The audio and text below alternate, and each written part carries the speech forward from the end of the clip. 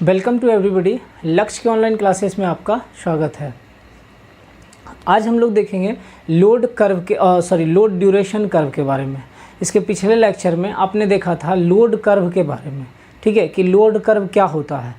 आज हम लोग देखेंगे लोड ड्यूरेशन कर्व के बारे में। ध्यान से समझिएगा, नहीं तो बिल्कुल ही दोनों में कन्फ्यूजन होगा आपके साथ, ठीक है। आपको लोड कर्व समझने में परेशानी हो जाएगी और लोड ड्यूरेशन कर्व को भी परेशानी होगी। मतलब जब आप देखेंगे लोड ड्यूरेशन कर्व तो आपको लगेगा कि ये लोड कर्व है, और लोड कर्व देखेंगे तो वो लगेगा आपको लोड ड्यूरेशन कर्व है। देखिए जो ये ग्राफ बना हुआ है ना, सिमिलरली इसी वे में आप लोड कर्व भी ड्रॉ कर सकते हैं, ठीक है। बट चेंजेस हमारा टाइम का होगा, सिर्फ और सिर्फ समय का चेंजेस होगा लोड कर्व में और लोड ड्यूरेशन कर्व में। समझने की बात है, आपको समझना है ठीक से, क्लियर।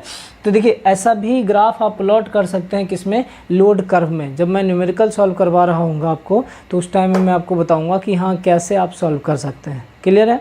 तो ये हमारा हो गया लोड ड्यूरेशन कर्व। देखिए यह भी हमारा क्या है, एक कर्व कह सकते हैं या एक ग्राफ है जो कि प्लॉट किया जाता है लोड और टाइम के वर्सेस में। अब देखिए टाइम यहाँ पे हमारा क्या होगा, नंबर ऑफ आवर्स। जैसे कि मैं क्या बोलता हूँ कि एक दिन में 24 घंटा होता है, ठीक है। एक दिन में कितना, 24 घंटा होता है। लेकिन अगर मैं बोलूँ कि उसी में आप टाइम की बात करें तो दिन में 1 बजा, फिर 2 बजा, फिर 3 बजा, 4 बजा, मतलब ऐसे क्या होगा, समय बढ़ते जाता है। फिर 5 बज गया, 6 बज गया, 7 बज गया है, तो एक घंटे का अंतराल हो रहा है। अगर आप ग्राफ बोल रहे हैं तो 2 बजे, फिर 4 बजे, फिर 6 बजे, ऐसा हो रहा है, 2 बजे 4 बजे। बट यहाँ जो हमारा है यह दिन भर का हम बात कर रहे हैं। इसको आप मंथली कर सकते हैं, इसको आप ईयरली कर सकते हैं। यहाँ पे हमारा है ये 4 घंटा, 4 आवर्स की बात कर रहा हूँ। कौन से 4 घंटा है ये हमको पता नहीं है। हो सकता है इसमें दिन के 12 बजे भी आ जाए, दिन के 2 बजे भी आ जाए, दिन के 1 बजे भी आ जाए, कोई सा टाइम इसके अंदर आएगा। लेकिन यह 4 घंटा के लिए हमारा लोड रहा। फिर ये हमारा ये नेक्स्ट 4 आवर के लिए हमारा लोड ये रहा, कुछ इस तरह से। जैसे अगर आप बनाते हैं इसको, आप देखिए इसे करके अगर हम मैच कर दें, ये ऐसा कुछ ऐसा अगर मैं मैच कर दूं, तो समझिएगा इस चीज़ को सर, ये बहुत ही आपको, नहीं तो फिर समझ में नहीं आएगा। देखिए कुछ ऐसा मैंने अगर मैच कर दिया, तो मैं कह रहा हूँ कि अब देखिए जैसे यहाँ पे 12, इस 4 घंटे के अंतराल, इस 4 घंटे में 12 से लेकर 16, मतलब इसके बीच में कितना है, 4 घंटा है।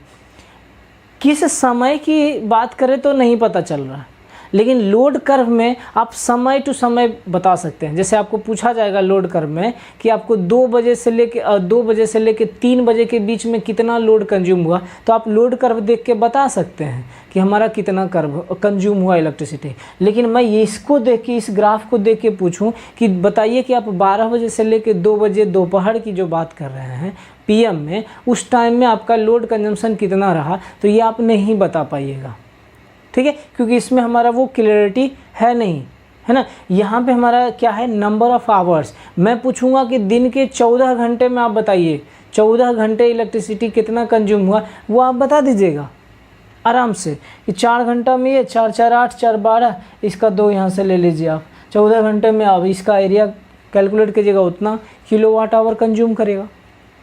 अगर मैं पूछूँ कि शुरुआती के 8 घंटा या 8 घंटा, या मैं पूछूं कि 120 है, यहाँ पे ये हमारा कितना है 120 मेगावाट। ध्यान दीजिएगा ये हमारा लोड इन मेगावाट है सर, ठीक, लोड इन मेगावाट। तो 120 मेगावाट कितने घंटे के लिए हमारा कंजम्पशन हुआ है, तो आप आराम से बता दीजिएगा। देखिए यहाँ से लेके यहाँ तक, मतलब ये 4 ये 4 आवर, ये 4 आवर, 8 घंटे के लिए हमारा 120 मेगावाट कंजम्पशन किया होगा, पावर प्लांट जनरेट किया होगा, है ना। ये हो गया हमारा 120। अगर मैं पूछूं कि ये बताइए कि हमको 60 मेगावाट कितने घंटे के लिए कंज्यूम किया, तो यहाँ से फिर देखिए आप निकाल सकते हैं, मिला लीजिए सर, यहाँ से यहाँ तक हमारा 60 रहा, तो ये 4 4 8 घंटे के लिए। अब मैं पूछूं आप ये ग्राफ बता कर 20 मेगावाट जो है कितने के नंबर ऑफ आवर्स, कितने घंटे के लिए कंज्यूम जनरेट किया, तो यहाँ से बता दीजिए 4 घंटे के लिए। अगर पूछूं मैं इसी में से कि 100 मेगावाट कितने घंटे के लिए कंज्यूम किया, तो आ जाइए यहाँ 4 घंटे के लिए, यहाँ 100। लेकिन मैं यही ग्राफ में आपसे पूछूं कि किस समय में हमारा 100 मेगावाट कंजम्पशन हुआ है या 100 मेगावाट जनरेट हुआ है, तो क्या ये कर्व दे के आप बता पाएंगे क्या? नहीं पता चलेगा क्या? अब मैं वही जो पूछ रहा हूँ कि आप बताइए कि 2 बजे से 4 बजे के बीच में कितना कंजम्पशन हुआ होगा, बता सकते हैं क्या? पता ही नहीं है ना आपको कि 2 कब बज रहा है। लेकिन अगर मैं बोलूँ कि लोड कर्व की बात करूँ, ये अगर लोड कर्व है तो कुछ ऐसा मैं बना दूँ, ठीक है, ये हो गया हमारा। अब यहाँ से मैं क्या कर रहा हूँ, 2 4 6 8 10 12 2 4 फिर 6 फिर 8, कुछ इस तरह से। अब मैं पूछूं कि 10 बजे से 12 बजे तक ये हमारा टाइम है सर, मतलब घड़ी का जो सुई होता है कितना बजता है, 1 बज गया, 2 बज गया, 3 बज गया, वो ये शो कर रहा है। तो अब मैं पूछूं कि 10 बजे से लेके 12 बजे के बीच में कितना जनरेशन हुआ होगा, आप कर सकते हैं ना कुछ इस तरह से। बोलिए ये हमारा जो एरिया होगा इतना मेगावाट आवर हमारा क्या होगा, जनरेट कर रहा होगा, ऐसा होगा ना सर? हाँ, अगर मैं पूछूं 4 बजे से 6 बजे शाम में कितना कंजम्पशन हुआ होगा, तो आप ये बता सकते हैं ना, कुछ ऐसा हुआ होगा, कुछ ये हमारा जनरेट कर रहा हो या कुछ ऐसा। मैं पूछूं कि सुबह के 4 बजे से 6 बजे में कितना, तो ये हमारा हो गया। बताइए, ये हमको देखिए पता चल जा रहा है ना सुबह से। लेकिन इसमें मैं पूछूं कि बताइए कि 4 बजे से 6 बजे, ये 4 बजे से 6 बजे के बीच में, ये 4 बजे से 6 बजे के बीच में कितना जनरेट हुआ, पता चल रहा है क्या? नहीं, क्योंकि ये नंबर ऑफ आवर्स दिया हुआ है कि दिन भर में कितने घंटे, 24 घंटे। उस 24 घंटे के लिए हमने ये ग्राफ प्लॉट करा है। लेकिन यहाँ पे जो 24 घंटे के लिए हमने प्लॉट करा है वो हो गया हमारा 1 बज गया, 2 बज गया, 3 बज गया उसके लिए। तो ये हमारा हो गया लोड कर्व और ये हमारा हो गया लोड ड्यूरेशन कर्व। इसमें देखिए क्या होता है, ये भी ध्यान रखिएगा, लोड कर्व और लोड ड्यूरेशन कर्व पकड़ने का सबसे आसान तरीका है, यह जो लेफ्ट में होता है सबसे ज़्यादा होगा, जो पावर जनरेशन होगा हमारा, जो पावर प्लांट जनरेट कर रहा होता है, और आपके पास में कोई लोड ड्यूरेशन कर्व दिया हुआ है, तो जो लेफ़्ट साइड में होगा ग्राफ के लेफ्ट में वह सबसे ज़्यादा पावर कंजम्पशन होगा। उसके बाद जैसे जैसे राइट जाएगा वो धीरे धीरे घटता जाएगा डिसेंडिंग ऑर्डर में, और सबसे एक्सट्रीम राइट जो होगा वह सबसे कम होगा। समझ में आई बात क्या मैंने बोला? कि यह जो होगा हमारा सबसे लेफ्ट में, देखिए यहाँ से जो हमने बनाया डिसेंडिंग ऑर्डर में घट रहा है सर, यहाँ से आया फिर यहाँ आया फिर ऐसे ही कुछ ऐसे स्टेप साइज में हो गया, घटते क्रम में जा रहा है डिसेंडिंग ऑर्डर में। तो ये देखिए आपका जो लेफ्ट में है ये जो ग्राफ है, सबसे उधर से ग्राफ अगर पूरा देखें तो लेफ्ट में हमारा क्या हो गया, सबसे ज़्यादा यह 120 मेगावाट यहाँ पे हमारा क्या हो रहा है, जनरेट हो रहा है ना। लेकिन जैसे जैसे आप नीचे चले जाते हैं, यहाँ देखिए कितना जनरेट हो रहा है सर, ये 100 मेगावाट जनरेट हुआ। अब देखिए यहाँ पे 60 मेगावाट जनरेट हुआ, जब यहाँ की बात करेंगे तो 20 मेगावाट जनरेट हुआ। कुछ इस तरह से हमारा क्या हो गया, डिसेंडिंग ऑर्डर में हमारा क्या हो गया, इलेक्ट्रिसिटी और जो जनरेशन हुआ उसको पर्टिकुलर नंबर ऑफ आवर्स के लिए हमने अरेंज किया। तो ये हमारा हो गया लेफ्ट में क्या हो गया, मैक्सिमम। फिर हमारा क्या हो जाएगा, जैसे जैसे आप राइट बढ़ते जाएंगे उधर हमारा क्या होगा, इलेक्ट्रिसिटी धीरे धीरे उसका डिसेंडिंग ऑर्डर में चला जाएगा, घटते क्रम में जाएगा, और जो सबसे एक्सट्रीम राइट पॉइंट पे होगा वहाँ पे सबसे कम इलेक्ट्रिसिटी होगा। क्लियर है यहाँ तक? होप सो समझ में आया होगा आपको कि लोड ड्यूरेशन कर्व क्या है। अब लोड ड्यूरेशन कर्व और लोड कर्व दोनों में अंतर है सर, ध्यान दीजिएगा। जब आप बनाएंगे न्यूमेरिकल तो वहाँ पे भी आपको क्लियर हो जाएगा, या फिर आप जब भी देखें लोड कर्व, इस फॉर्मेट में भी आपको लोड कर्व दे देगा, इस फॉर्मेट में भी देगा, लेकिन वहाँ डिसेंडिंग ऑर्डर नहीं रहेगा।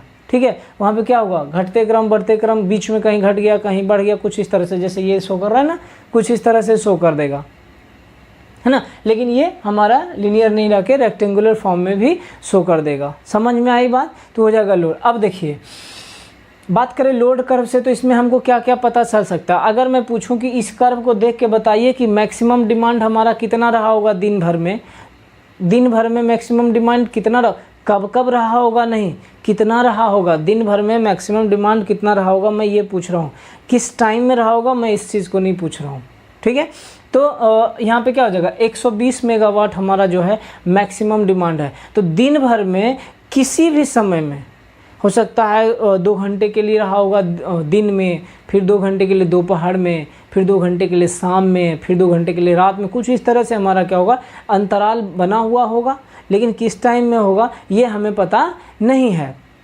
तो यहाँ से हम देख के बता सकते हैं कि मैक्सिमम डिमांड हमारा जो रहा होगा कितना होगा, 120 मेगावाट। किस समय के लिए पता नहीं, लेकिन हाँ कितने घंटे के लिए रहा होगा तो ये पता चल जाएगा। देख लीजिए आप, 4-8 घंटे के लिए हमारा 120 मेगावाट रहा होगा।